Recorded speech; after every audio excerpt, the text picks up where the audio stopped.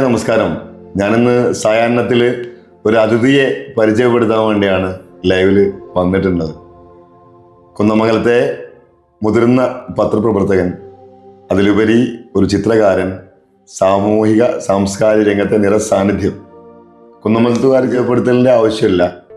Raveendran master വീട്ടിലാണ് ഞാനിപ്പോൾ ഉള്ളത്. അദ്ദേഹത്തിൻ്റെ ഇന്നലകൾ, പഴയ ചിത്ര അധ്യാപകൻ, മുതിർന്ന പത്രപ്രവർത്തകൻ, അതിലൊക്കെയുള്ള അനുഭവങ്ങൾ നമ്മളുമായി പങ്കുവയ്ക്കാൻ വേണ്ടിയാണ് അദ്ദേഹത്തെ കാണാൻ വന്നിട്ടുള്ളത്. നമുക്ക് മാഷുമായിട്ട് സംസാരിക്കാം. മാഷേ നമസ്കാരം. എന്തൊക്കെയാണ് വിശേഷങ്ങൾ? നല്ല വിശേഷം. പിന്നെ നമ്മളിപ്പോൾ കുന്നമംഗലത്ത് നമുക്കറിയാം മാഷെ പറ്റി ഒരുപാട് ആളുകളുണ്ട്, സാമൂഹിക സാംസ്കാരിക രംഗത്തൊക്കെയുള്ള ആളുകൾ. പക്ഷെ മാഷൊരു വ്യത്യസ്തനാണ്. പിന്നെ ഒരു ചിത്രകലാ അധ്യാപകൻ, ഒരു മുതിർന്ന പത്രപ്രവർത്തകൻ, അങ്ങനെ മാഷയുടെ ഒരു പഴയകാല അനുഭവങ്ങളൊക്കെ ഒന്ന് ഒപ്പിയെടുക്കാൻ വേണ്ടിയാണ് ഇന്നത്തെ സായാഹ്നത്തിൽ വന്നിട്ടുള്ളത്. ഞാൻ കുന്നാല ഹൈസ്കൂളിലാണ് പഠിച്ചത്. പിന്നെ എൻ്റെ കോളേജ് വിദ്യാഭ്യാസമൊക്കെ ഗവൺമെൻറ് ആർട്സ് ആൻഡ് സയൻസ് കോളേജിലായിരുന്നു. പ്രീ ഡിഗ്രി കഴിഞ്ഞതിന് ശേഷമാണ് ഞാൻ എൻ്റെ ചിത്രകല വിദ്യാഭ്യാസം തുടങ്ങിയത്. അപ്പോൾ ചെറിയ നാളിലെ ചിത്രത്തിൻ്റെ ഉണ്ടായിരുന്നു. ഞാൻ 78 SSLC കുന്നമംഗലത്ത്. ആ വർഷം ജില്ലാ കലോത്സവത്തിൽ പെൻസിൽ ഡ്രോയിങ്, പെയിൻറ്റിങ്ങിലൊക്കെ കുന്നാല ഹൈസ്കൂളിൽ ഫസ്റ്റ്. അന്ന് സംസ്ഥാന തലത്തിൽ പങ്കെടുക്കാൻ എന്തുകൊണ്ടോ അനുവദിച്ചില്ല. അത് എന്താണെന്നറിയില്ല. അന്ന് അങ്ങനെ പങ്കെടുക്കില്ല. അന്ന് പത്രങ്ങളിൽ തന്നെ വളരെ ചെറിയൊരു വരി, ജില്ലാ യുവജനോത്സവത്തിൽ കഴിഞ്ഞാൽ തന്നെ ഒരു ഫോട്ടോ വരില്ല, ഒരു വരി അത്രയും ഉണ്ടാവുള്ളൂ. അന്ന് ഇന്നത്തെ മാതിരിയല്ല 78. അപ്പോൾ സുഹൃത്തുക്കളൊക്കെ പറഞ്ഞിങ്ങനെ ഈ കോളേജ് വിദ്യാഭ്യാസം കഴിഞ്ഞിട്ട് പ്രീ ഡിഗ്രി കഴിഞ്ഞിട്ട് പോയാൽ മതി എന്ന് പറഞ്ഞു. അങ്ങനെ അതിൻ്റെ അടിസ്ഥാനത്തിലാണ് പ്രീ ഡിഗ്രി കഴിഞ്ഞിട്ട് കോഴിക്കോട് യൂണിവേഴ്സൽ ആർട്സിൽ പോയി ചേർന്നു. അവിടെ 2 വർഷം കഴിഞ്ഞ് അതിന് ശേഷം പെയിൻറ്റിങ്ങിൽ ഡിപ്ലോമ എടുത്ത് അതിനുശേഷം വീണ്ടും ഡിഗ്രി പഠിക്കാൻ വേണ്ടിയിട്ട് ആർട്സ് ആൻഡ് സയൻസ് കോളേജിൽ ഈവനിങ് ബാച്ചിൽ, അന്നൊരു ഈവനിങ് ബാച്ച് ആ സമയത്ത്. അപ്പോൾ അന്ന് നമുക്ക് ഇവിടെ കുന്നമംഗലത്ത് ഒരു പ്രൊഫഷണൽ ഒരു ഷോപ്പ് ഉണ്ടായിരുന്നു. അതായത് ബോർഡ്, ബാനർ, സ്ലൈഡ്സ് ഒക്കെ എഴുതുന്ന സ്ലൈഡുകളൊക്കെ സജീവമായിട്ട് ഉള്ള കാലത്ത്. അപ്പോൾ ആ പകൽ ഷോപ്പിലുണ്ടാവും, രാത്രി 80കളിലെ കോളേജിൽ രാത്രി കോളേജിൽ. അങ്ങനെയാണ് ഡിഗ്രി ആർട്സ് ആൻഡ് സയൻസ് കോളേജിൽ നിന്ന് ഡിഗ്രി കഴിഞ്ഞ് അതിന് ശേഷമാണ് 84 ചക്കാലക്കൽ ഹൈസ്കൂളിൽ ചേരുന്നത്. 84 ചക്കാലക്കൽ ജോയിൻ ചെയ്തിട്ടുണ്ട്. 82 സ്കൂൾ തുടങ്ങുന്നത്. 84 സ്കൂൾ ചേർന്നു. 35 വർഷം അവിടെ. 35 വർഷം അടുത്ത സേവനം. പിന്നെ ഇപ്പോൾ 2018 അവിടെ റിട്ടയർ ചെയ്തത്. അപ്പോൾ കുട്ടികളെ ഈ ചിത്രകലയെ സംബന്ധിച്ച് പറയുകയാണെങ്കിൽ 2 തരത്തിലുള്ള കുട്ടികളെ പഠിപ്പിക്കാൻ കഴിയും. അപ്പോൾ ഒന്നാമത് എന്താ വെച്ചാൽ ഈ മൊബൈൽ ഫോണൊന്നും ഇല്ലാത്ത ഒരു കാലത്ത് മൊബൈൽ ഫോണിൻ്റെ ഒരു തള്ളിക്കയറ്റുള്ള ഈ 2018 അവസാന കാലത്തേക്കുള്ള ആ രണ്ട് കുട്ടികളെയും പഠിപ്പിക്കാനുള്ളതുകൊണ്ട് ആ മാറ്റം, അതായത് നമ്മുടെ ഈ എന്താ പറയുക, സോഷ്യൽ മീഡിയ ഇല്ലാത്ത ഒരു കാലത്തും സോഷ്യൽ മീഡിയ സജീവമായ ഒരു കാലത്തും പഠിപ്പിക്കേണ്ടതായ ഒരു ഭാഗ്യം ഉണ്ടായിട്ടുണ്ട്. കുട്ടികളുടെ വല്ലാത്തൊരു മാറ്റം ഉണ്ടായിട്ടുണ്ട്. കുട്ടികൾ സ്കൂൾ വിദ്യാഭ്യാസ കാലത്ത് കുട്ടികളങ്ങനെ വരകലൊന്നും അത്ര വലിയ താല്പര്യം കാണിക്കില്ല. ഞങ്ങളൊക്കെ നിർബന്ധം കൊണ്ട് വരയ്ക്കാമെന്നല്ലാതെ വളരെ അപൂർവം കുട്ടികൾ മാത്രമേ ചിത്രകലാ ക്ലാസ്സിൽ സജീവമായിട്ട് നിൽക്കുള്ളൂ. ബാക്കിയുള്ളവരൊക്കെ ഒരു ലെഷർ ടൈം എന്നുള്ള നിലയ്ക്ക് മറ്റുള്ള ക്ലാസ്സുകളിൽ നിന്ന് വ്യത്യസ്തമായിട്ടൊരു ക്ലാസ് എന്നുള്ള നിലയ്ക്ക് നിൽക്കാമെന്നല്ലാതെ അത്യധികം താല്പര്യം കാണിക്കുന്ന വളരെ അപൂർവം. ഒരു സ്കൂളിൽ ചിലപ്പോൾ 4-5 കുട്ടികളെ ഉണ്ടാവുള്ളൂ. ഇപ്പോൾ ഒക്കെ മാറിയിട്ടുണ്ട്, ആ മാറ്റമൊക്കെ മാറി. അന്ന് ആ കാലത്ത് അതേ ഉണ്ടാവുള്ളൂ. പക്ഷേ പിൽക്കാലത്ത് ഈ ഇപ്പോൾ സ്കൂളിൽ പഠിക്കുന്ന സമയത്ത് തീരെ ചിത്രകലയോടൊന്നും താല്പര്യമില്ലാത്ത എത്രയോ കുട്ടികൾ വലിയ പ്രൊഫഷണൽ ചിത്രകാരന്മാരായിട്ട് കാണാനായിട്ട് പഠിപ്പിച്ച കുട്ടികൾ തന്നെ. അതേ സമയത്ത് സ്കൂളിൽ നന്നായി വരയ്ക്കുന്ന കുട്ടികൾ ആ രംഗത്ത് തന്നെ പാടെ. ഒന്നാമത്തത് എനിക്ക് തോന്നുന്നത് നമ്മളിപ്പോ മാഷ് പറഞ്ഞല്ലോ ചിത്രകല ഒരു സ്ഥാപനം ഉണ്ടായിരുന്നു. പണ്ടൊക്കെ ഞങ്ങളൊക്കെ കുഞ്ഞുനാളിലായ സമയത്ത് നമ്മള് ഹോർഡിങ്ങിന്റെ മുകളിലൊക്കെ മുള കെട്ടിയിട്ട് ചിത്രം വരയ്ക്കുന്നതും എഴുതുന്നതും കാണാൻ ഒരു ഭംഗിയായിരുന്നു. ഇപ്പോൾ ഫ്ലക്സിന്റെ അതിപ്രസരം വന്നു, മീഡിയന്റെ വന്നതോടുകൂടി അതില്ലാതായി. അപ്പൊ ഞാൻ ചോദിച്ചുകൊണ്ടുവരുന്നത് എന്താ വെച്ചാല് പിന്നെ നമ്മളിപ്പോ കുട്ടികള് അന്നൊക്കെ പഠിക്കാൻ ഒരുപാട് ആളുകൾ ഉണ്ടായിരുന്നു, ഇങ്ങനെ ചിത്രകലാ സ്ഥാപനങ്ങളിലൊക്കെ വന്നിട്ട് ഉണ്ടാവുമായിരുന്നു. ഇപ്പോ അങ്ങനെ കുട്ടികൾ എവിടെയെങ്കിലും വരുന്നുണ്ടോ? ഇപ്പോൾ ഈ കോവിഡിന് മുമ്പ് വരെ വളരെ സജീവമായിട്ട് പിന്നെ ഈ ചിത്രകലാ പഠനം വളരെ സജീവമായിട്ട് പുറത്ത് വിദ്യാലയങ്ങളിൽ ഡ്രോയിങ് ടീച്ചേഴ്സ് ഉണ്ട്, അതൊക്കെ അങ്ങനെ പോകുന്നുണ്ട്. അതല്ലാതെ പുറത്ത് ഈ ചിത്രകലാ ക്ലാസ്സുകളൊക്കെ സജീവമായിട്ടുണ്ടായിരുന്നു കോവിഡിന് മുമ്പ് വരെ. കോവിഡിന് ശേഷം എന്താ ഉണ്ടായെന്ന് വെച്ചാൽ ഈ പിന്നെ ഓൺലൈൻ പഠനം തുടങ്ങിയതോടുകൂടി കുട്ടികൾ ഈ രംഗത്ത് നിന്ന് കുറേ അങ്ങോട്ട്, അതായത് പഠനത്തിന് അപ്പുറത്തേക്ക് മൊബൈലിലേക്ക് ക്രേസ് വന്നു കുട്ടികൾ. മൊബൈലിൽ ഇപ്പം ഈ പുതിയ ചിത്രകലാ ക്ലാസ്സുകളൊക്കെ ഓൺലൈൻ ക്ലാസ്സുകൾ തന്നെ ഉണ്ട്. അപ്പോൾ അതിലേക്കും തീരെ വളരെ മറ്റുള്ള ഈ പിന്നെ ഡാൻസ് അതേപോലെ തന്നെ സംഗീതം അതിനൊക്കെ ഉണ്ടെങ്കിൽ കൂടിയിട്ട് ചിത്രകലയിൽ സജീവമായിട്ട് പിന്നെ ഈ ഡിജിറ്റൽ പെയിൻറ്റിങ്ങിൻ്റെ വരവ് കുട്ടികൾക്ക് അത് വല്ലാത്തൊരു മാറ്റം. അതിപ്പോ മറ്റേ നമ്മളെ സ്നേഹബന്ധങ്ങളൊക്കെ ഇപ്പൊ മൊബൈൽ വന്നപ്പോൾ അകന്നു പോയ പോലെ തന്നെ ഈ പഴയ പാരമ്പര്യ കലകളാണല്ലോ ഇപ്പൊ അതൊക്കെ, അതും കുറഞ്ഞു പോയി തന്നെയാണ്. ഡിജിറ്റൽ രംഗത്ത് കുട്ടികൾ വളരെ സജീവമായിട്ടുണ്ട്. ഇപ്പോൾ ഡിജിറ്റൽ പെയിൻറ്റിങ് മത്സരം നടക്കുന്നുണ്ട് സ്കൂളിലെ മത്സരത്തോടു കൂടി തന്നെ. നമ്മളെ കലോത്സവത്തിൻ്റെ മറ്റൊരു ഭാഗമായിട്ട് ഡിജിറ്റൽ പെയിൻറ്റിങ് മത്സരം, അതിനൊക്കെ വളരെ സജീവമായിട്ട് കുട്ടികളുണ്ട്. അതേസമയത്ത് ഈ ഭാവി ഗ്രാഫിക് ഡിസൈനിങ് അപ്പോൾ അതിലാണ് കുട്ടികൾക്ക് ഏറ്റവും കൂടുതൽ ഈ താല്പര്യം.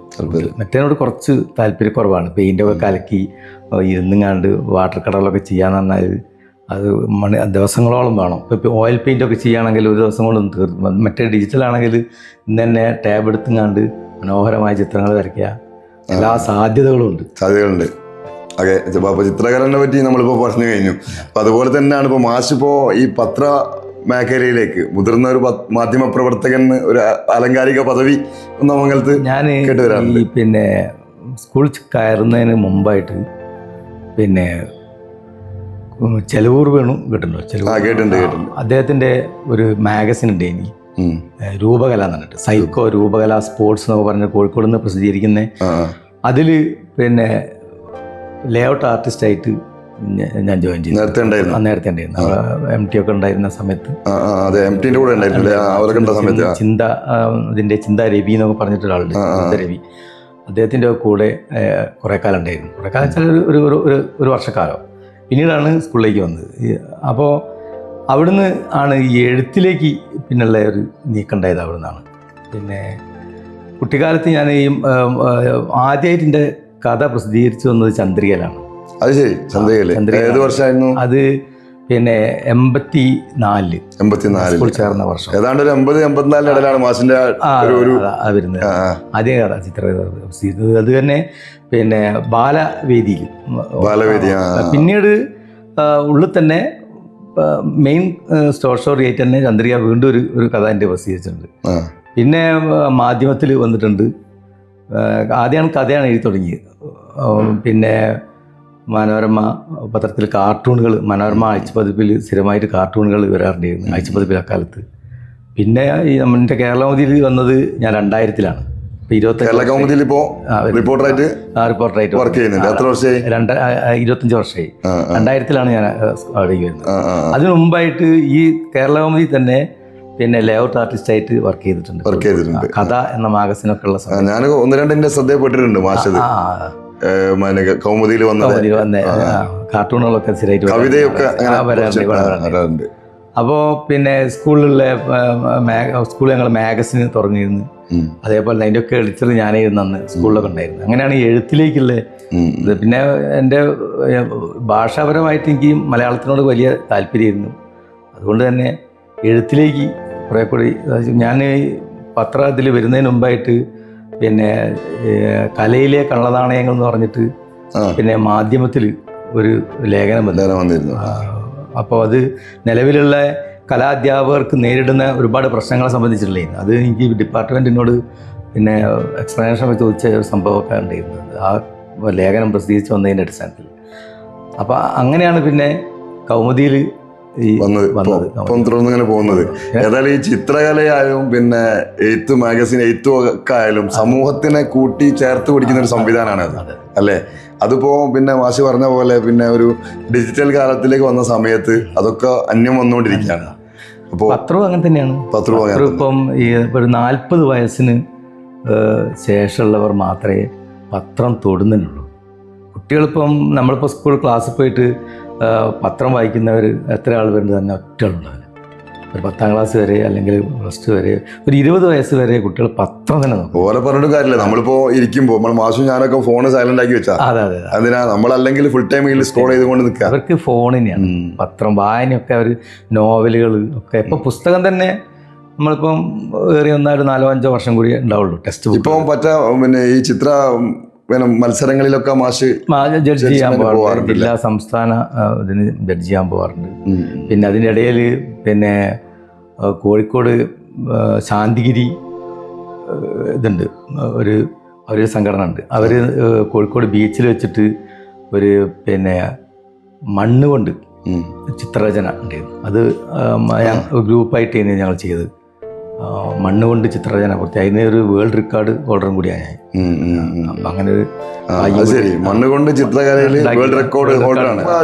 ഒരു സാർക്ക് ഒരു ആദരവൊക്കെ കിട്ടിയ വേൾഡ് റെക്കോർഡ്. അതിന് പുറമെ പിന്നെ കൗമുദിയിൽ സംസ്ഥാനത്തെ കേരള കൗമുദിയുടെ ഏറ്റവും നല്ല റിപ്പോർട്ടറായിട്ടുള്ളൊരു അവാർഡും കിട്ടിയിട്ടുണ്ട്.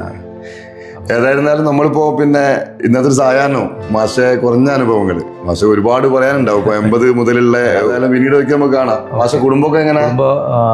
ഭാര്യ ഉണ്ട്, 2 പെൺകുട്ടികളാണ്. മൂത്ത മകള് ഡോക്ടറാണ്. അത് പിന്നെ എളമക്കര എറണാകുളത്ത് ഒരു സെന്ററിൽ. രണ്ടാമത്തോളം ഇപ്പോൾ ഒരു PhD ആയി ബന്ധപ്പെട്ട് റൂർക്കലയിലാണ് പഠിച്ചുകൊണ്ടിരിക്കുക. ഞങ്ങള് പിന്നെ അടുത്ത ദിവസമാണ്, ഇപ്പം കഴിഞ്ഞ ആഴ്ചയാണ് റൂർക്കല ജോയിൻ ചെയ്തത്. അതെ അതെ.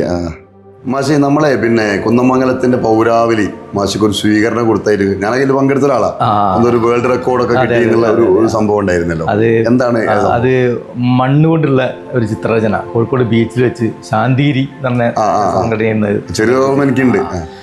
അതിൽ മണ്ണുകൊണ്ട് ഞങ്ങൾ ഗ്രൂപ്പായിട്ട് ആണ് ആ ചിത്രരചന നടത്തിയത്. അങ്ങനെ ഒരു വേൾഡ് റെക്കോർഡ് അതിൽ കിട്ടിയിട്ടുണ്ട്. അതല്ലാതെ നമ്മൾ കുന്നമംഗലത്ത് നടത്തിയ പരിപാടിയിൽ കേരള കൗമുദിയുടെ ഒരു റിപ്പോർട്ടർമാർക്കുള്ള മികച്ച റിപ്പോർട്ടർക്കുള്ള ഒരു അവാർഡ് എനിക്ക് ലഭിച്ചിട്ടുണ്ടായിരുന്നു. അതിൻ്റെ ഒരു സ്വീകരണമായിരുന്നു അന്നുണ്ടായിരുന്നു. അപ്പോൾ മാഷേ നമ്മളിപ്പോൾ മൊബൈൽ ഫോണിൻ്റെ ഒരു കാലഘട്ടത്തിൽ മനുഷ്യബന്ധങ്ങൾക്കിടയിൽ മതിലുകൾ തീർക്കുന്ന ഒരു സാഹചര്യമാണ് ഇപ്പോൾ ഉള്ളത്. ബന്ധങ്ങളൊക്കെ പഴയ കാലത്ത് മാഷിപ്പോൾ പറഞ്ഞ കാര്യങ്ങളൊക്കെ അന്യം വന്നുകൊണ്ടിരിക്കുകയാണ്. പുതിയ തലമുറയോട് ഇപ്പോൾ ഒരു മുതിർന്ന മാധ്യമ പ്രവർത്തകൻ, കുന്നമംഗലത്തെ സാമൂഹിക സാംസ്കാരിക രംഗത്തൊക്കെ സാർ, അതിലുപരി ഒരു അധ്യാപകൻ എന്ന നിലക്കൊക്കെ മാഷിക്ക് എന്താണ് പുതിയ തലമുറയോട്, ഞങ്ങളെപ്പോലത്തെ പുതിയ തലമുറയോട് പറയാനുള്ളത്? എനിക്ക് പുതിയ തലമുറയോട് പറയാനുള്ളത്, നമ്മൾ ഈ മൊബൈൽ ഫോണിൻ്റെ നീരാളിപ്പിടുത്തുനിന്ന് കുറച്ച് സമയം തന്നെയെങ്കിലും മാറ്റി നിർത്തിയിട്ട് പരസ്പരം അറിയാനും പരസ്പര സ്നേഹം പങ്കിടാനൊക്കെ ഉള്ള അവസരം ഉണ്ടാക്കണം. അപ്പോൾ തൊട്ടടുത്തുള്ള വീട്ടുകാരെ പോലും അറിയാത്ത പുതിയ തലമുറകളുണ്ട്. ഒന്ന് ചിരിക്കാൻ വിമുഖത കാണിക്കുന്ന പുതിയ തലമുറ ഉണ്ട്. നന്നായി ചിരിക്കുക, മനസ്സുകൊണ്ട് ചിരിക്കുക, എല്ലാവരുമായിട്ട് സൗഹൃദം സ്ഥാപിക്കുക, പിന്നെ മുതിർന്നവരെ ബഹുമാനിക്കുക, അവരെ സംരക്ഷിക്കുക. ഇതൊക്കെ പുതിയ തലമുറ ഇനിയും മുന്നോട്ട് കൊണ്ടുവരേണ്ട ചില സ്വഭാവ ഗുണങ്ങളാണ്. തീർച്ചയായും. അപ്പൊ ആയിക്കോട്ടെ, നമുക്ക് കാണാം. കുന്നമംഗലത്തിന്റെ നിങ്ങളെ ഒന്നും ദീർഘായുസോടെ തിളങ്ങി നിൽക്കാൻ കഴിയട്ടെ എന്ന് ആശംസിക്കുകയാണ്. ഓക്കെ.